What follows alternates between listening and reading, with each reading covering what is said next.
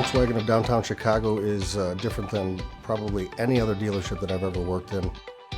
It being a true downtown city store, everything's vertical.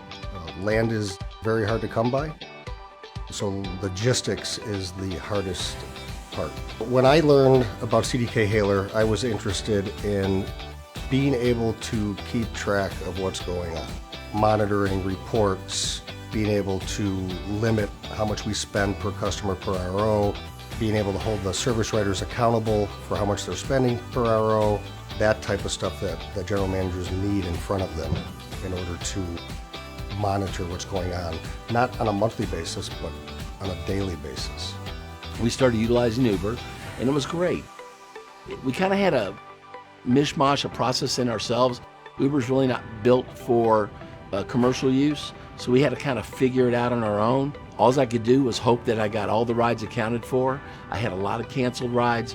I really didn't know why, because we obviously never canceled a ride. The people were right here waiting to go to work. So what was causing that? It was so hard for me to get my hands around it. While using Uber, the actual cost of the rides would not be transposed onto the RO. The bills would accumulate into a separate account, and nobody would know, the customer wouldn't see the benefit, the service writer wouldn't be held accountable. You know, the CDK Haler, a service writer types in the word hail, and poof, it's on your RO. It's pretty much that simple, right? It pulls up, they put it on there, it hard codes right there. When the ride's over, the exact cost goes over.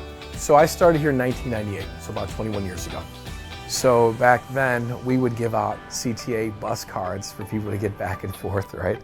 And at the end of the month, you had to fix operations director, pull everyone in the office and say, hey, we're spending way too much money on this. Then when we switched over to just, let's say a shuttle van. So now you have the expense of the shuttle van, you have to pay the driver, you have to pay the insurance, the plating, the city stickers, any damage, let's say the car gets sideswiped while in traffic, you consume all of that. When we switched to Uber, we thought we were doing a great job because we were eliminating that expense, that responsibility, and that liability, which it did help, I'm not gonna lie.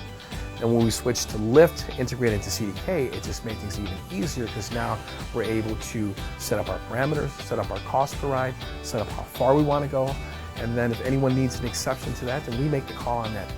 We don't necessarily need a lot of loaners now with the ride sharing. It makes it just really convenient for our customers. And all the service advisors who very commonly could complain about change, this was very smooth and much easier to do.